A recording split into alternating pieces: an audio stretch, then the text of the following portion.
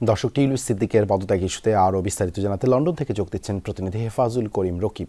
রকিব, টিউলিপের পদত্যাগের ঘোষণার পর সেখানকার স্থানীয় এবং প্রবাসীদের মধ্যে প্রতিক্রিয়া কি, আর এই পদত্যাগ তার রাজনৈতিক ক্যারিয়ারে কি ধরনের প্রভাব ফেলবে?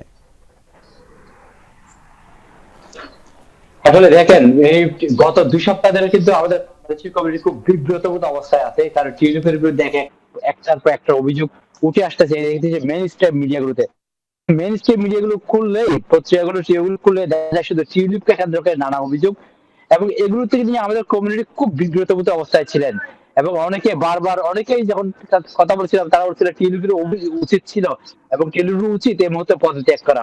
অবশেষে আজকে টিউলিপ সন্ধ্যা 5:30টার দিকে, লন্ডনের 5:30টার দিকে টিউলিপ পদত্যাগ করেন, এবং সে পদত্যাগ করে কিন্তু অনেকেই খুশি, কিন্তু আবার বিব্রত বোধ করতেছে মানুষ।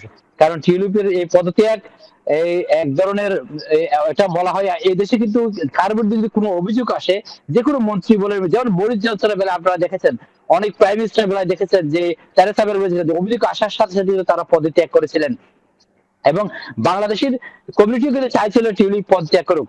এখন দেখা যাক টিউলিপের যে ভবিষ্যৎ রাজনীতির কি হয়। টিউলিপের যে পদত্যাগপত্র, সেই পদত্যাগপত্রটা গ্রহণ করে, এবং এই ব্রিটিশ প্রধানমন্ত্রী একটা কথা লিখেছেন, সেটা লিখেছেন যে ব্রিটিশ প্রধানমন্ত্রী লিখেছেন এটা টিউলিপের ব্যক্তিগতভাবে সে পদত্যাগ করেছেন, তবে তার জন্য দরজা খোলা থাকবে, সে আরো সুযোগ তার জন্য থাকতে পারবে।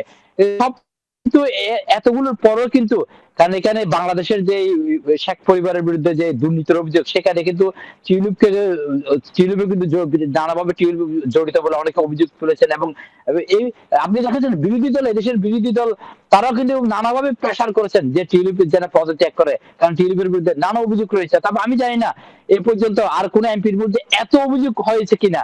টিউলিপের বিরুদ্ধে যে অভিযোগগুলো এসেছে, সাংবাদিকদের, অন্তঃসত্ত্বা সাংবাদিককে হুমকি, এবং সে একজন ব্যারিস্টারের বউকে হেনস্থা করার অভিযোগ, এবং 2টা ফ্ল্যাট রাখার অভিযোগ, এরকম নানা অভিযোগ টিউলিপের বিরুদ্ধে কিন্তু এসেছেন। সব মিলিয়ে কিন্তু বাংলাদেশের মানুষগুলো কিন্তু বিব্রত করছে, এবং টিউলিপের রাজনীতি